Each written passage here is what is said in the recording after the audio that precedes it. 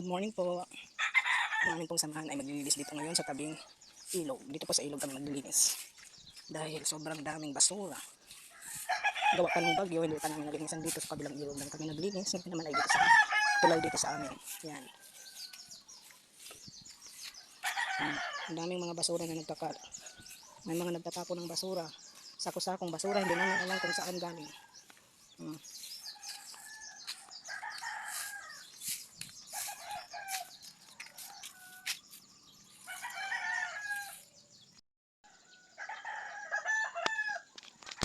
Yun o, sako-sako.